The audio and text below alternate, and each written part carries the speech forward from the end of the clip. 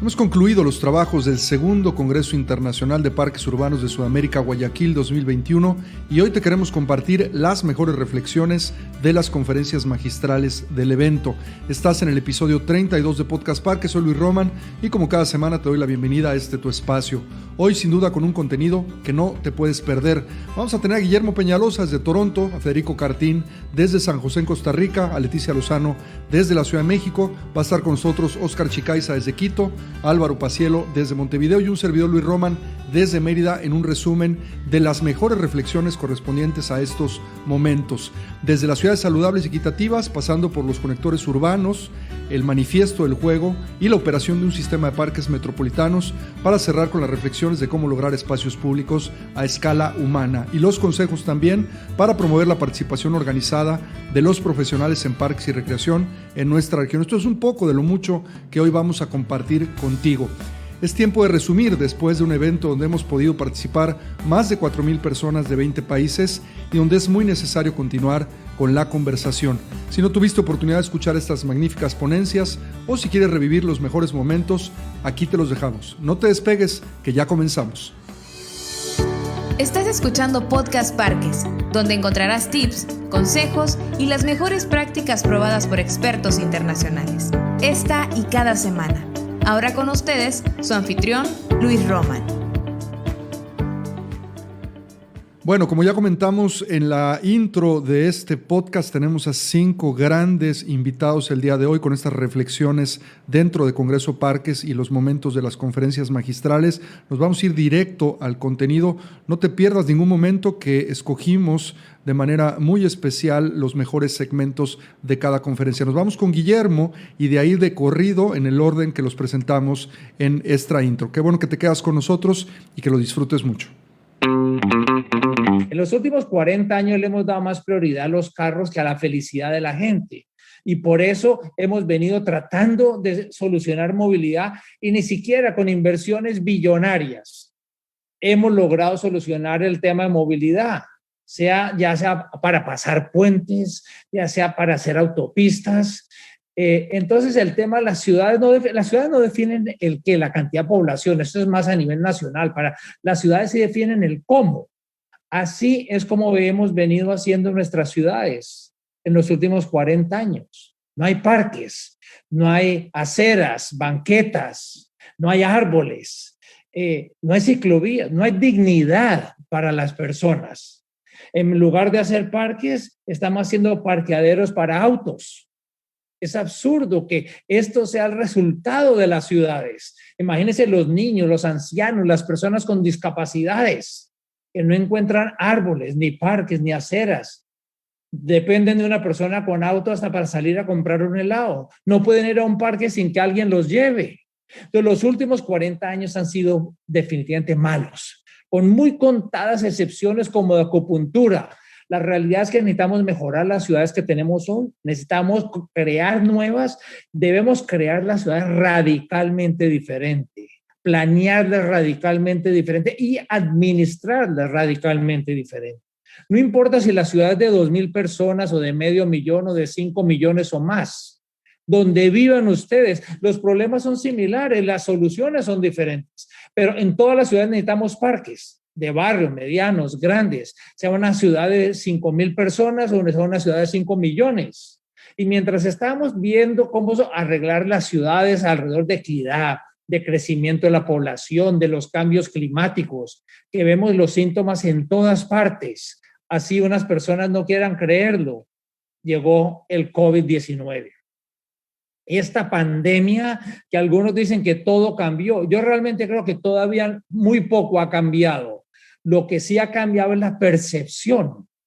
Esta pandemia nos ha dado como unos anteojos gigantes para ver nuestras ciudades. Y hemos podido ver cosas que estaban en nuestra nariz, pero no las habíamos aceptado. Lo invisible se volvió visible. Por ejemplo, tenemos más del 80-90% de los hoteles vacíos y aún en los países ricos, la gente durmiendo en las calles, en los parques.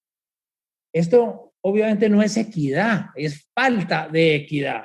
Pero por otro lado, con menos carros en las calles, hemos visto que el aire se puede limpiar. todos podemos respirar un aire más limpio y que va a ser mejor para la salud. Entonces, ¿queremos volver a esto o queremos esto que ya sabemos que se puede lograr? Entonces, yo creo que el post-COVID va a ser sobre salud, equidad, sostenibilidad. Tenemos que definir cómo queremos vivir, cómo queremos vivir. Entonces pensemos en este congreso, en estos próximos 3 días, alrededor de estos temas de salud, de equidad y de sostenibilidad. Estos son los temas que tenemos que pensar ahora sobre parques, sobre calidad de vida en las ciudades post-COVID, cuando decimos que la gran sombrilla de todo lo que hagamos en las ciudades tiene que ser salud, equidad y sostenibilidad. Tenemos una oportunidad maravillosa, pero también una gran responsabilidad para cambiar, porque lo que hagamos o dejemos de hacer es como la gente va a vivir por cientos y cientos de años. Unos creen que va a ser muy fácil. Vamos a empezar a quitar autos, se van a hacer parques lineales, se van a sembrar árboles. Desafortunadamente no es tan fácil. Hay muchos otros que están pensando todo lo contrario. Necesitamos estar más aislados, más en los carros. Entonces, los que queremos parques, los que queremos verde, los que queremos árboles, tenemos que ser muy claros y activistas, hablar, escribir y participar. El tema de parques, hoy quiero que los centremos en 2 cosas. ¿Cómo vamos a lograr, cómo hacemos que todos los que queremos los parques, cómo hacemos que los parques ayuden a tener ciudades equitativas y sostenibles? ¿Y cuál es el papel de los parques para que todas las personas puedan vivir más saludables y más felices? Este es el tema de hoy.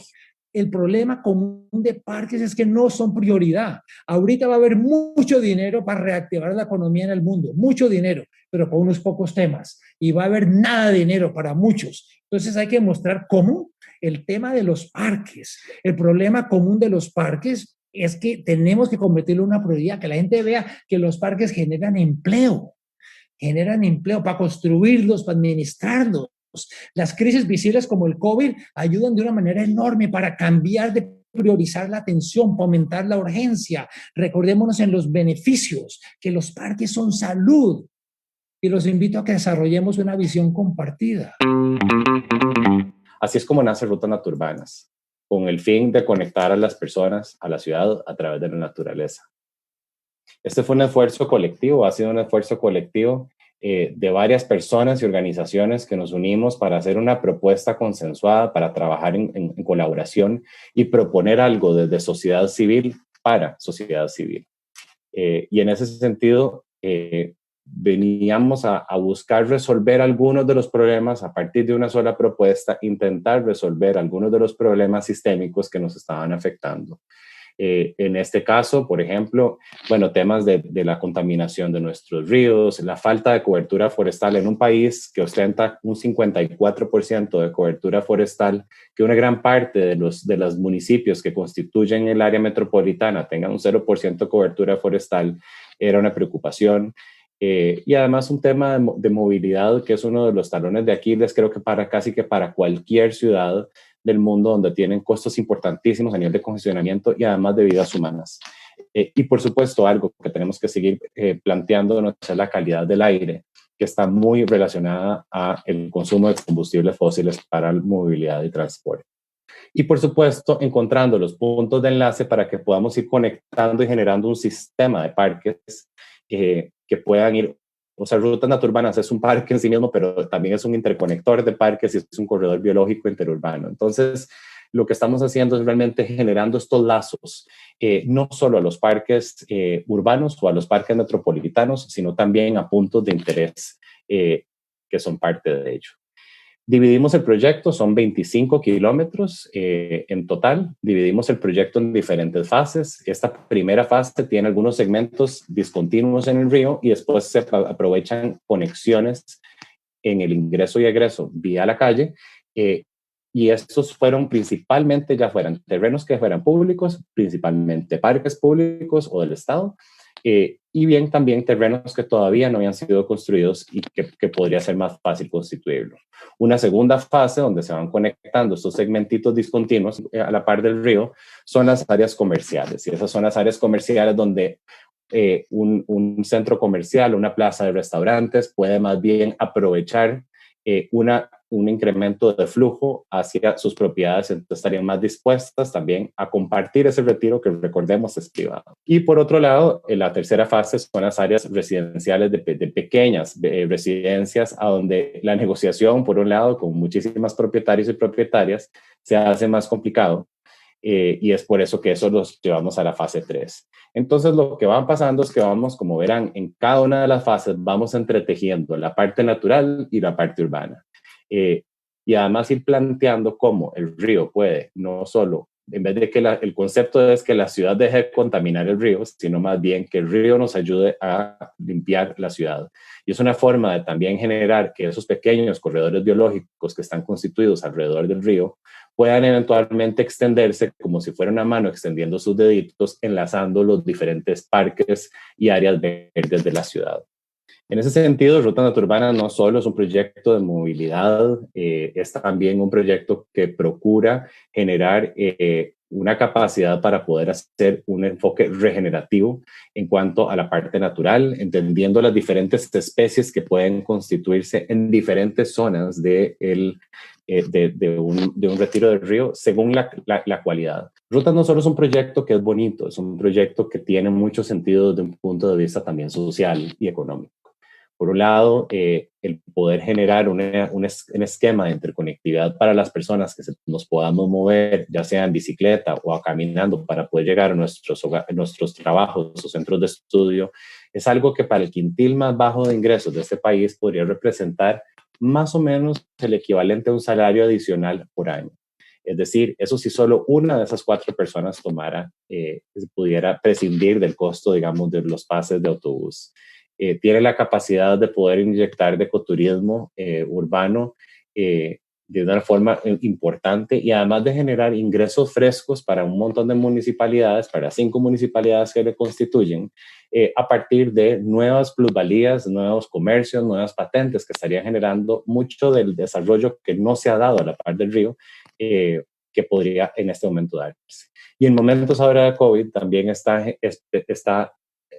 generando un espacio de movilidad distanciada, no solo entre personas, sino también minimizando el riesgo de personas peatonas o ciclistas con respecto a los diferentes tipos de movilidad que hay, ya sean los buses o los automóviles privados.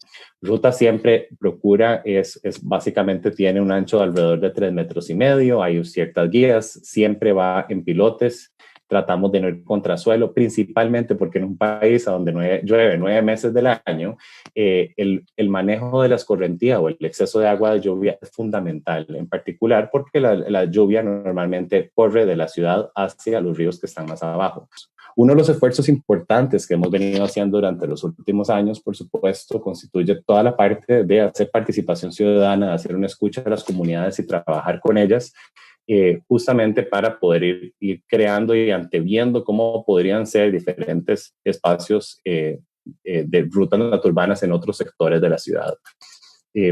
Lo lindo de esta historia es que fueron dos inmobiliarias quienes están incorporando el proyecto dentro de sus futuros desarrollos inmobiliarios, Garnier y Garnier y RC Inmobiliaria, con 2 proyectos que, si bien en algunos casos pueden ser competencia, decidieron colaborar y pasaron de la competencia a la colaboración justamente para poder enlazar esos proyectos, entendiendo que el flujo de personas y que hacer este tipo de procesos es positivo, no solo para la ciudad, sino también que tiene sentido de negocio.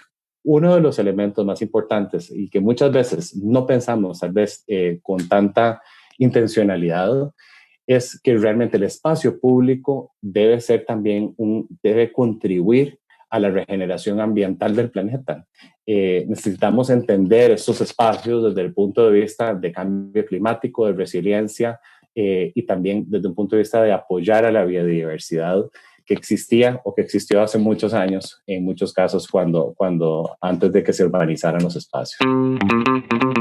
Probablemente todos se acuerdan de aquel amigo o amiga que hicieron cuando estaban jugando en la calle, ¿no? O en un parque, llegaban y era muy fácil decirle a alguien más, hola, ¿cómo estás? ¿Quieres jugar conmigo? Y entonces ese día eran mejores amigos, ¿no? Nos la pasábamos bomba.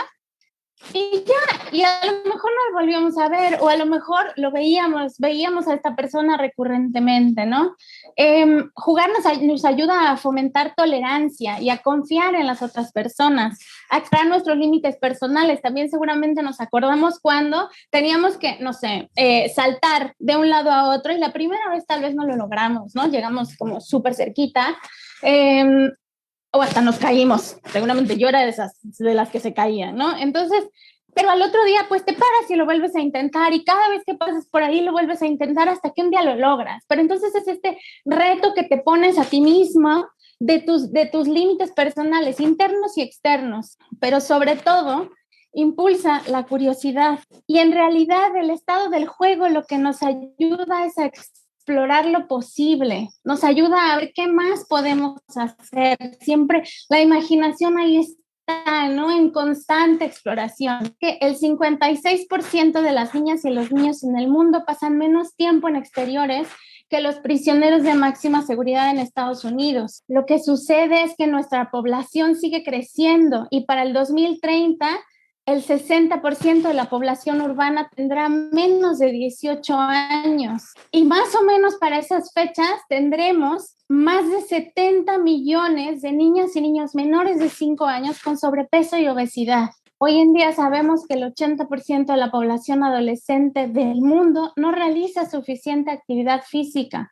Esto todo tiene que ver con cómo estamos planeando, diseñando y construyendo nuestras ciudades, porque no estamos acercándonos a la perspectiva del juego y de las infancias urbanas. Mi granito de arena para este congreso es un llamado a la acción, a jugar en serio. Hoy vamos a hablar primero de los retos del juego y de las infancias urbanas, después qué es lo que podemos hacer, y después el llamado a la acción. Entonces, los primeros son los socioculturales, y lo primero que vamos a ver hoy es el principal reto, y quiero que se lo queden ya así para siempre en el subconsciente, y cada vez que vayan a formarse hacia hacer ciudad, a hacer parques, lo lleven consigo, ¿no? El primero es el adultocentrismo o el paradigma adultocéntrico. ¿Y qué quiere decir? Esto es observar a niñas y niños como sujetos vulnerables por encima de ser sujetos de derechos. Entonces pensamos que los tenemos que súper resguardar, ¿no? Y cuidar, en lugar de crear espacios y empujarlos a que realmente experimenten allá afuera, y que experimenten su individualidad y construyan su propia personalidad. Este adultocentrismo hace que se piense que el juego es una pérdida de tiempo y que no forme parte esencial del desarrollo integral. Y el impacto del encierro lo estamos viendo inmediatamente, con un incremento en enfermedades mentales, en depresión, en obesidad, en suicidios adolescentes, en estrés, en niños de primaria.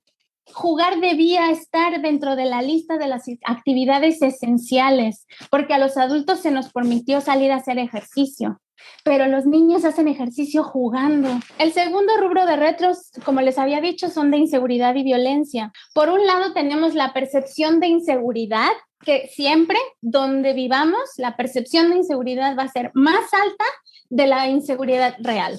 Esa percepción de riesgo se convierte en aversión al riesgo, y eso afecta la manera en la que niñas y niños son independientes y salen allá afuera, o en realidad no salen allá afuera, ¿no? Ahora, dentro de esta aversión al riesgo, también tenemos que entender que el modelo de ciudad centrada en el automóvil y no en las personas, en los seres humanos, sí tiene un impacto directo en el desarrollo físico y mental de niñas y niños. Estar cerca del tráfico, estar cerca de la contaminación, sí nos afecta directamente a niñas y niños y a todo. El tercer grupo de retos de juego tienen que ver con la planificación y la injusticia espacial. El mismo modelo de ciudad centrado en el automóvil nos ha llevado a planificar ciudades desiguales, segregando sectores poblacionales y catalizando la injusticia social y espacial. En territorio, esto se ve reflejado en espacios de mala calidad, debajo de los cables de alta tensión, ¿no? Abandonados en bajo puentes, sin mantenimiento. Nadie quiere ir a jugar ahí. Un elemento que reproduce la injusticia espacial son las canchas. Debemos tirar la creencia de que hacer canchas es hacer espacio público, porque si el espacio público es el escenario para resignificar las relaciones sociales, ¿por qué la primera solución es un espacio que permite a niños y hombres ocupar la mayor parte del espacio disponible? ¿Por qué las niñas y las mujeres tenemos que también exigir espacio para nuestras ciudades, para estar en nuestras ciudades? Y ya sé que me van a decir, pero las niñas también juegan básquetbol y también juegan fútbol. Y sí, también juegan, totalmente también juegan, pero son las menos. Y tiene que haber una liga para mujeres o una liga que las deje jugar en un equipo mixto o un equipo vecinal que las deje jugar. No debemos hacer espacios de copiar y pegar. Los espacios públicos deben irradiar identidad comunitaria. Y bueno, ahí va el último rubro de los retos, que son los legislativos. Y aquí otra vez se nos viene el adultocentrismo encima, y es que el interés superior de la niñez se ve tergiversado por el adultocentrismo, pero también por nuestros sesgos individuales. Entonces, otra vez, en lugar de satisfacer las necesidades y velar por los derechos de niñas y niños, los observamos como personas que hay que proteger. Si los niños y las niñas pueden ir a la escuela solos y salir a jugar con sus amigos en los espacios públicos de la ciudad, también los ancianos, las personas con discapacidad y los ciudadanos en general podrán volver a disfrutar la experiencia de caminar y conocer gente en la ciudad.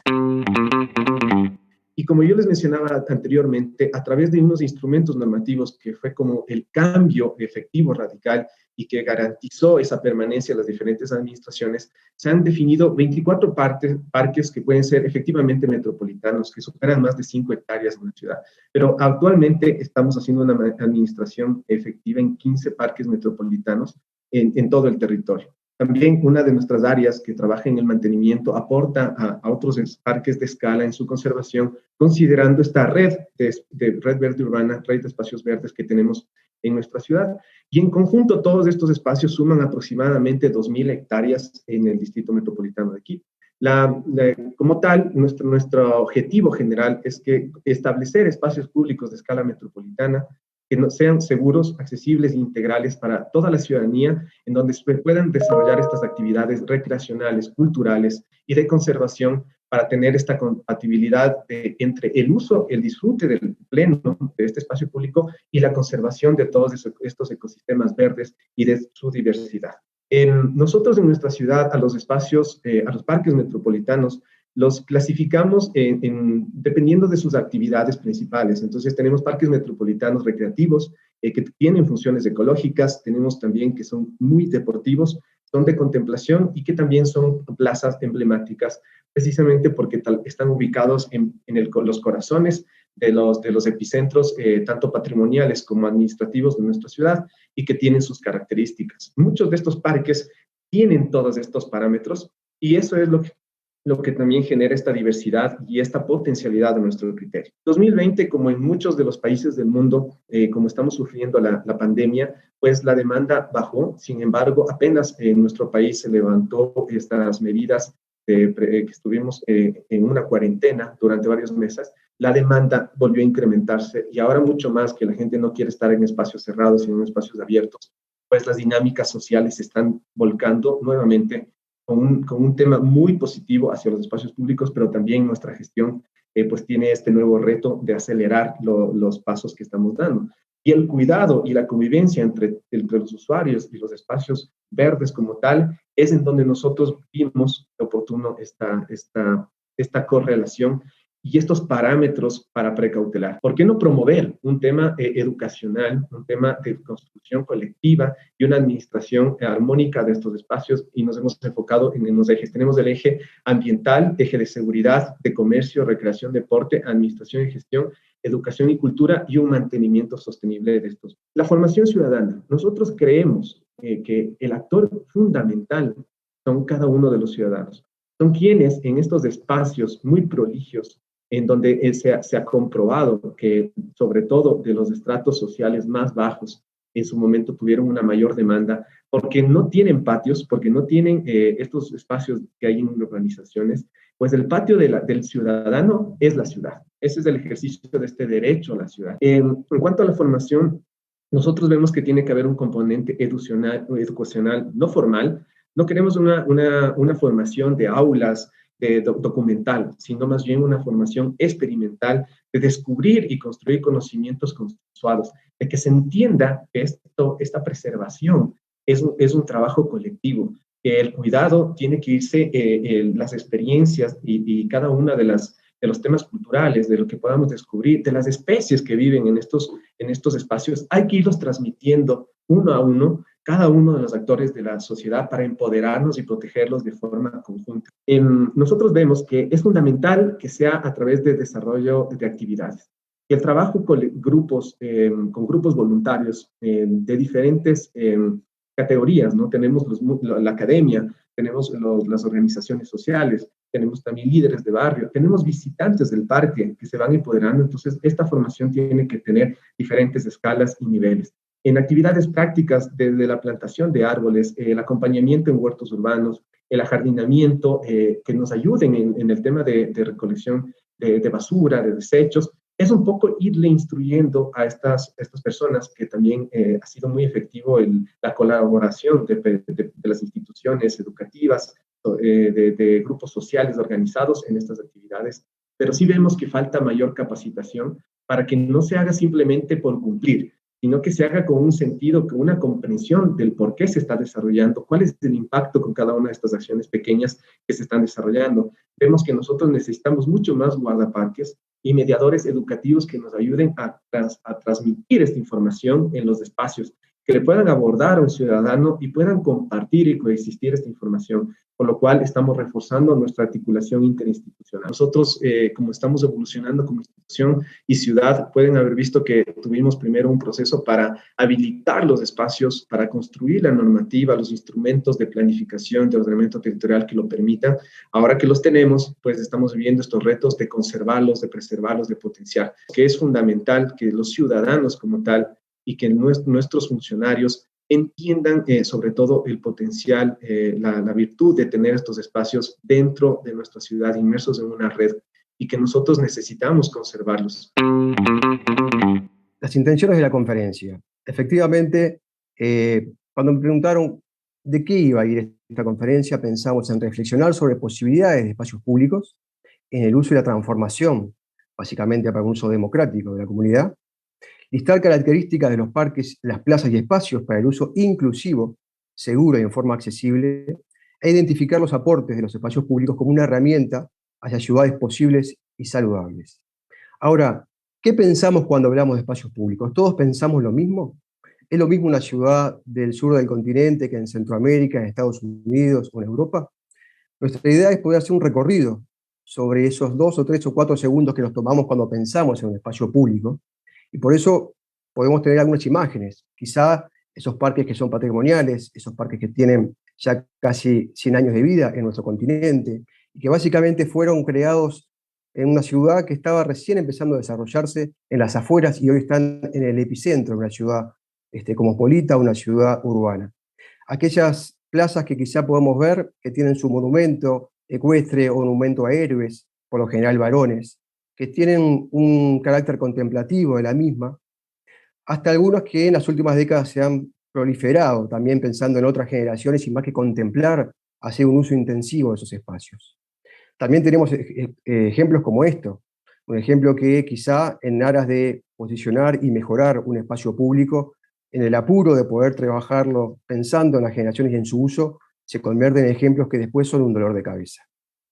También hay otros ejemplos que han tenido una comunidad atrás y han tenido una proyección intensa y que han tenido una diferencia importante en poder tener mejor calidad, incluso a instalaciones deportivas de uso público que antes eran impensadas si no se pagaba una matrícula.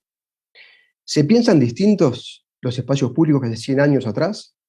Ese raconto que acabamos de hacer, que es muy somero, sirve para esta pregunta, para identificar qué pensaban quienes proyectaban, quienes construían la ciudad o las ciudades hace 100 años. Por ejemplo, esta es una imagen del Estadio Centenario de Montevideo, el estadio ya que tiene casi 100 años, fue la primera final de fútbol del Mundial de FIFA desarrollada ahí, y ahí ustedes pueden ver cómo junto a una pista de atletismo está constituida en un parque Valle Ordóñez que estaba en las afueras de la ciudad. Ahora está en el primer anillo central de lo que es una ciudad de 1,5 millones de habitantes. Quizá estos obreros que estamos viendo, que están construyendo la Rambla de Montevideo con sus 15 kilómetros lineales de paseo público, al igual que los trabajadores de Sevilla o La Habana, cuando pensaban en sus malecones, no imaginaban que iban a tener miles de personas diariamente en un paseo democrático por excelencia.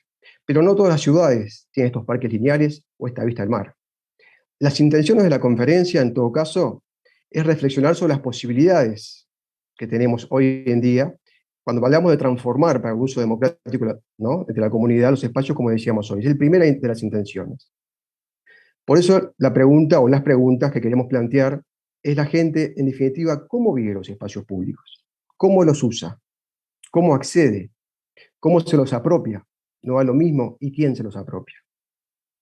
Ni que hablar de las playas, como decía, las playas de Montevideo, esos 15 kilómetros lineales, pero cualquiera que pueda conocer y visitar alguna ciudad con playas sabe que cuando son públicas, por supuesto, es un paseo preferido para toda la familia, sin más que la naturaleza, y vaya si hay que ponderar la naturaleza, si fuera mar, parque o sierras, en todo caso no compite ninguna infraestructura, ningún diseño con lo que es la naturaleza pura y viva. Ahora, las preguntas de qué rol juegan, dónde se hacen más necesarios. Acabamos de hacer ahora algunas preguntas previas con algunas pistas.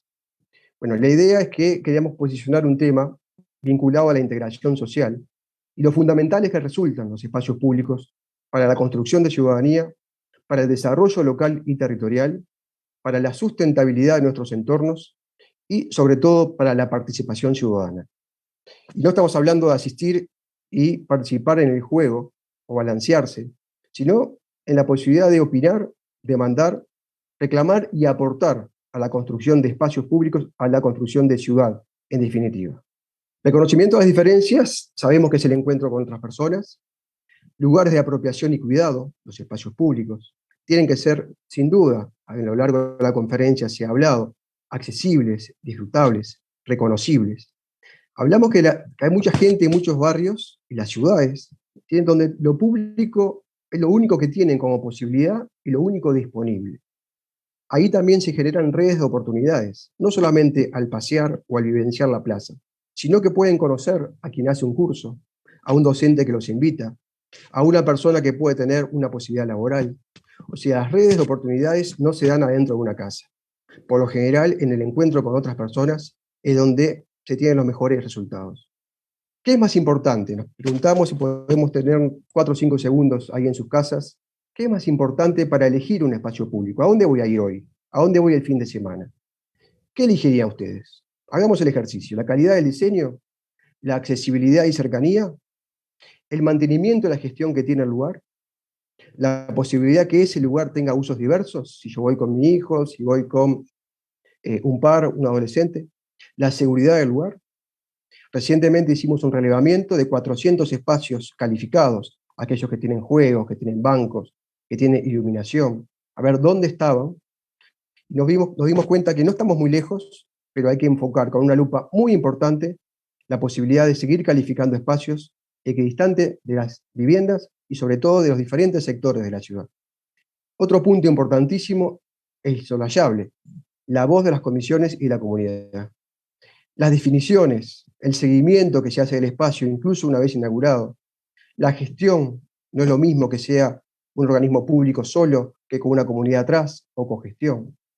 El diálogo interinstitucional para la gestión y la financiación, no solamente un municipio, no solamente un gobierno local, un gobierno nacional, sino que haya esa posibilidad de diálogo, es también un componente importante donde se juega el partido, de saber que no solamente el proceso, sino el resultado, no va a dar quizá la satisfacción más grande de poder ver un lugar totalmente comprometido, mancomunado con la gente y usado los 7 días de la semana.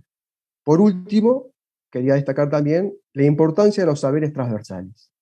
Hay gente que se especializa y por suerte en la última década en espacios públicos que sean totalmente accesibles desde el punto de vista de las capacidades diferentes. Hoy es impensable que un arquitecto o una arquitecta pueda proyectar una plaza y dejar de lado una rampa si hay escaleras, si no piensa en cómo va a ser accesible para una abuela con su bastón o un cochecito de bebé.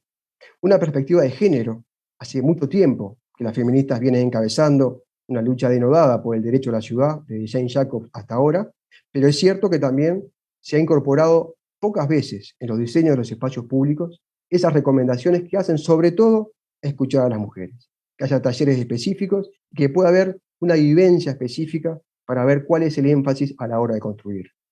Ni que hablar de los espacios sustentables vinculados con el medio ambiente y su preservación, de las infancias, pensar, como decían en la primera conferencia, a 95 centímetros del suelo, qué se ve de esa perspectiva, qué se ve desde un niño de 4 o 5 años, y también hacer ese cruzamiento con el patrimonio. Nuestras ciudades en América Latina tienen una riqueza enorme patrimonial, muchas veces colindante con los usos múltiples, pero en ese equilibrio también es importante poner la voz de los vecinos, la voz de la academia, la voz de los gestores públicos, para saber cuál es el énfasis de un lugar que, aún siendo patrimonial, permita el uso masivo y en forma satisfactoria de la población. Ciudades con la mirada de los niños. Para nosotros, para mí particularmente, es algo que me toca muy de cerca. Quiero hacer una cita al pedagogo Francesco Tonucci, pedagogo italiano. Los niños y las niñas, agrego yo, deben poder jugar como quieran, en el patio de la casa, en las aceras, en los paseos, porque estos son espacios públicos. Debemos pensar, en todo caso, en nuestras ciudades, no la teoría, cómo pueden transformarse en lugares donde los niños y las niñas pueden ser niños y niñas. Y los que más me preocupan son los de 3 a 6 años, porque les estamos robando la autonomía, herramienta básica de futuro. ¿Qué nos enseñó la pandemia? Y con esto terminamos, por lo menos con la primera presentación unidireccional. Bueno, cuidar la salud física y mental necesita además y mejores espacios públicos. Nos enseñó también que se necesita audacia, ideas y organización ciudadana para recuperar espacios a la ciudad de los motores, a la ciudad de los 100 kilómetros por hora, a la ciudad de las autopistas. Es cierto que cuanto mejor esté el transporte público, la gente menos va a andar en su auto particular. Mientras más tengamos kilómetros de ciclovías y ciclosendas, bicisendas, más va a crecer la movilidad sustentable. Pero creemos que no está en el saber de una persona, ni un técnico, ni un arquitecto, ni un sociólogo, ni una arquitecta, ni una ingeniera. Militar por la ciudad, un cuarto. Militar por la ciudad 880, que nos hablaba Peñalosa, la ciudad que con 8 años y con 80 podamos usar el mismo espacio en forma accesible y sin trabas. La ciudad de los espacios públicos a 95 centímetros del suelo, o sea, un preescolar. Militar por la ciudad sustentable, con perspectiva de género y a escala humana, resulta impostergable. Yo lo que planteo es que depende de mí, me hago cargo, como uno más, y también depende de ustedes. Así que, en definitiva, allí donde se encuentren, allí donde tengan la posibilidad imperiosa de transformar su ciudad y nuestras ciudades, no dejen de proponer. Muchas veces hay equipos técnicos que están con 4, 5, 6, 7 prioridades en la cabeza, pero no hay mejor enseñanza, mejor demanda y algo más claro para seguir transformando las ciudades que la acción colectiva de comisiones, de vecinos y, en definitiva, de comunidad. Y fue en el 2016 que fundamos ya oficialmente o legalmente la Asociación Nacional de Parques y Recreación como una asociación de profesionales que es una organización civil o sin fines de lucro. ¿Cuál es nuestra misión? Bueno, pues la hemos tenido que ir moldeando con el paso de los años, que está dedicada a la profesionalización de nuestros integrantes, de nuestros miembros. ¿Por qué queremos tener mejores profesionales? ¿Por qué es importante que lo hagas tú en tu país o tú en tu ciudad? Pues porque entre mejor sepamos trabajar en el espacio público, mejor vamos a hacer nuestro trabajo y mejores resultados vamos a tener para la gente a la que servimos. Y con esto va a mejorar necesariamente el tejido social de nuestras comunidades. Es con base en la educación que tenemos que lograr resolver este problema. Empezaron a pasar los tiempos llegamos a la idea de que teníamos que hacer una primera reunión en el año 2018, aquí en la ciudad de Mérida. La hicimos aquí, pensamos que iban a llegar unas 300, 400 personas de algunas partes de México y de otros países, y al final logramos reunir a casi 2,000 personas de 25 países en nuestro primer congreso en Mérida. Y ahí empezó todo. Y empezó todo de manera muy orgánica. Nos empezamos a asociar, nos hemos dado cuenta que los que trabajamos en los parques, que nos queremos llamar parqueros o recreadores o como ustedes se quieran llamar, pues somos personas bastante fáciles de trato, que queremos compartir, que queremos hacer crecer esto, y ha sido muy, muy orgánico, muy fácil el tema de ir compartiendo y de ir creciendo y de ir conociendo nuevos liderazgos que ustedes, si es la primera vez que interactúas con un evento de la asociación, pues te has dado cuenta que hay mucha gente participando en el Congreso, muchos expertos de muchos países, y todo se ha dado por precisamente el querer compartir con los demás. Como yo decía, nuestra razón de ser en la asociación es un tema de educación. Basamos todo lo que hacemos en la promoción del desarrollo profesional. Lo que queremos es que nuestros miembros, cuando paguen una membresía, pues tengan la oportunidad con esa membresía de poder disfrutar de muchos beneficios relacionados a su crecimiento profesional, pero también al crecimiento del sector. ¿Para qué queremos que crezca el sector? Porque si crece el sector y hacemos, ayer lo comentábamos en la conferencia de FANEU, más grande el pastel, va a haber más trabajo para todos. Si alineamos el tema con el gobierno, con la sociedad civil organizada, y también lo hacemos con los empresarios, y obviamente esto lo tenemos como base con las universidades de nuestros países, es que podemos lograr crear sistemas de parques o sistemas de espacios públicos en nuestras ciudades, que es un tema de equidad. Ya lo decía Guillermo Peñalosa, nos urge poder ir cumpliendo con temas de equidad en nuestras ciudades. O el objetivo de una asociación no es generar el conocimiento, sino más bien administrarlo, compilarlo y poderlo procesar para poderlo ofertar de alguna manera en tiempo y forma a todos sus miembros. Bueno, ¿qué es lo que hacemos en la asociación? Hacemos iniciativas de educación, que es la base de la organización, y promovemos políticas públicas. Ya lo decíamos ayer, no va a cambiar nada si no logramos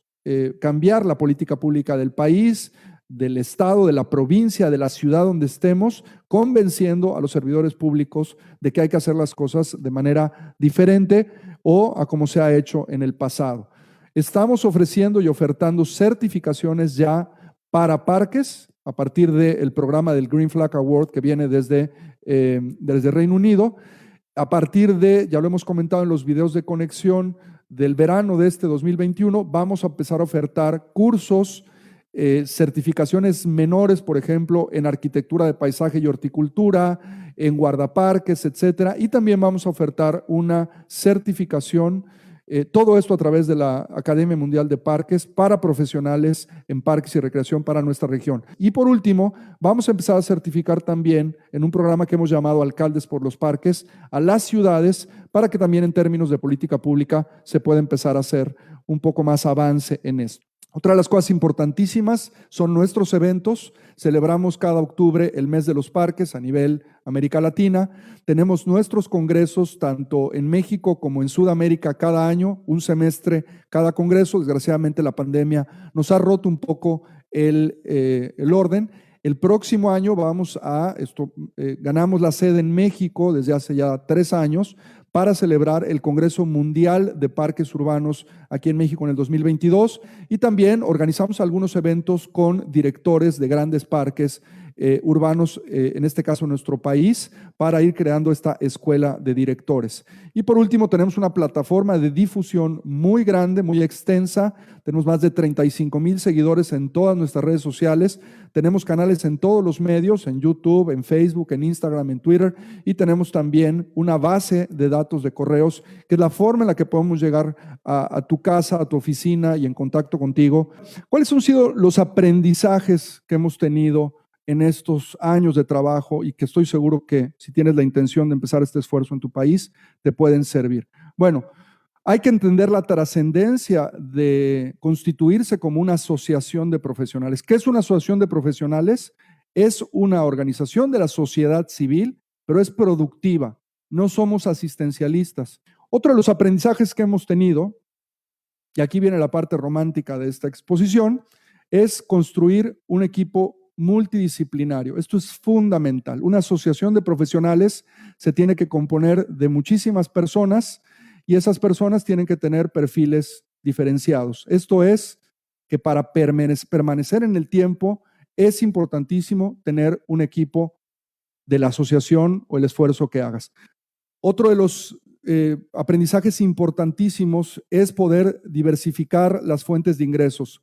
La asociación ha batallado muchísimo para poder lograr, todavía no lo hace, estar a flote en la parte financiera porque es costoso mantenerla y depende en realidad de 2 o 3 pilares pues en la parte de recursos. ¿Cuáles son las principales fuentes de ingresos de una asociación como esta? Ya lo comentaba ahorita, las membresías, que nosotros tenemos divididas las membresías en 2 bloques fundamentales. El primero es las membresías individuales.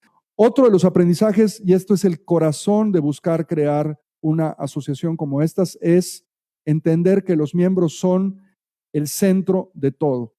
Todo nuestro trabajo, todo lo que hacemos en la organización todos los días está dirigido a ti, que decides cada año pagar $40 para ser miembro de la asociación y que nosotros tenemos la responsabilidad y la obligación de regresarte en beneficios todo lo que te hemos prometido en tiempo y forma. No hay una semana que se nos pase el podcast, aunque es un recurso gratuito. No hay cada mes celebramos un webinar exclusivo para nuestros miembros que no lo hagamos, o que no hagamos la revista, o que no estemos haciendo los congresos. Ese es el trabajo de todas las personas que acabas tú de ver en la pantalla, y poner a los miembros en el centro de todo nuestro trabajo es lo más importante. Y si tú estás pensando en iniciar un esfuerzo como estos en tu país, en tu ciudad, en tu región, es muy importante entender que esto es pues lo más relevante de todo. ¿Cómo entonces operar para trascender? ¿Cuáles son las líneas importantísimas que no podemos perder de vista si queremos hacer un movimiento como estos en nuestro país, ciudad o región? Bueno, es importante constituirse como una organización sin fines de lucro. Esto nos tiene que trascender a los que lo trabajamos. Nosotros tenemos ya un plan de sucesión, estamos ahorita en la formación de nuestro consejo. Yo dejaré, a final de cuentas, en algún momento en los próximos años, y alguien vendrá a relevarme, porque es como se puede generar trascendencia en la vida de los seres humanos. Y yo a lo mejor dentro de 15 años tendré que voltear y ver el trabajo que se ha hecho aquí en México o que ha podido inspirar a otros países, pero no va a pasar más de esto. Esto no es un negocio privado para alguien, ni es una oportunidad de hacer algo diferente a todo lo que he estado mostrando durante esta presentación. Y se está quedando grabado, y esto es bien importante decirlo con todas sus letras. Los miembros tenemos que ponerlos como centro en la organización. Tenemos que lograr constituir consejos de administración con un modelo de gestión claro, donde, lo repito, haya relevos, haya el compartir liderazgos. Tiene que haber transparencia y rendición de cuentas, tiene que haber una visión de futuro, y esto es el objeto transformador de vidas. Todos los que trabajamos en el espacio público, a ti te ha pasado, yo estoy seguro, es que te has dado cuenta o has visto que tu trabajo le cambia la vida a una persona. Entonces, al agruparnos con otros, al buscar una relación de trascendencia en el futuro con la organización o con la puesta en marcha de una organización como estas, tenemos que entender que tenga que haber esta visión de transformación de vidas.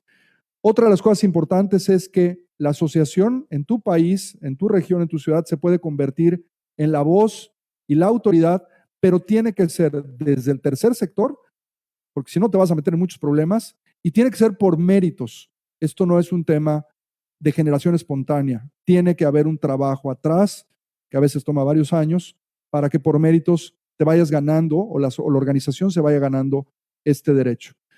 Una organización como estas tiene que ser apolítica, tiene que ser apartidista y tiene que ser totalmente neutral.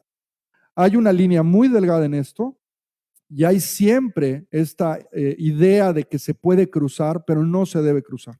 Una organización como estas no debe más que influenciar en la generación de política pública, pero no debe de tomar partido con nadie, ni tampoco debe de generar relaciones de negocio personales a partir de la industria. Esa es una cosa que también hay que dejar muy clara, y es de lo que habla esta parte de la neutralidad total.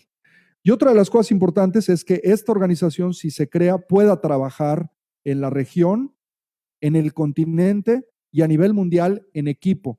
Estamos viviendo una de las peores crisis a nivel mundial, no solamente de salud por la pandemia, sino del tema del cambio climático, y nos urge trabajar en equipo a todo el mundo. Por eso les dije desde el principio que nuestra base, o a final de cuentas lo que estamos tratando de generar, viene alineado con objetivos desde la Organización Mundial de Parques Urbanos, y donde nos vamos pasando la voz y nos conectamos. A veces no nos entendemos, está conectado un malayo con un japonés y con una persona de Rusia, y yo no les entiendo mucho, pero estamos tratando de compartir y de entendernos para poder crecer como planeta y rescatar todo lo que hemos destruido en las pasadas décadas.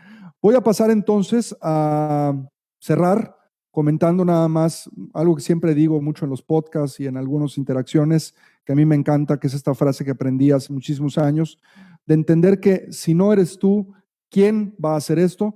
Y si no es ahora, ¿cuándo lo vamos a hacer? Entonces, hasta aquí las reflexiones de estas magníficas conferencias magistrales que tuvimos dentro de Congreso Parques, gracias a Guillermo, a Federico, a Leticia, a Óscar y a Álvaro, por supuesto, por su talento y por la disponibilidad de compartirnos siempre. Si quieres escuchar completas las conferencias, o mejor verlas y poder descargar el material, puedes hacerte miembro de la ANPR. Tienes toda la información disponible en www.anpr.org.mx. Tu membresía no solamente ayuda a la industria, sino a tu desarrollo profesional. Tendrás acceso al material completo del Congreso y a cientos de documentos, no solamente en temas de videos, tenemos libros, tenemos reportes, tenemos informes, todo de espacio público en América Latina. También te agradecemos mucho que nos escuches cada semana en Podcast Parques. Si es la primera vez que lo haces, te recomendamos que nos sigas. Estamos en cualquier distribuidor de podcast en el mundo, que nos des reviews y que nos puedas, que te puedas suscribir para que no te pierdas cada semana de todos los contenidos que tenemos preparados para ti. Gracias por escucharnos. Nos vemos hasta la próxima en otra emisión más de Podcast Parques. Nuestro podcast ha terminado. Te recordamos visitar nuestro sitio web www.anpr.org.mx y seguirnos en redes sociales como @ANPR México.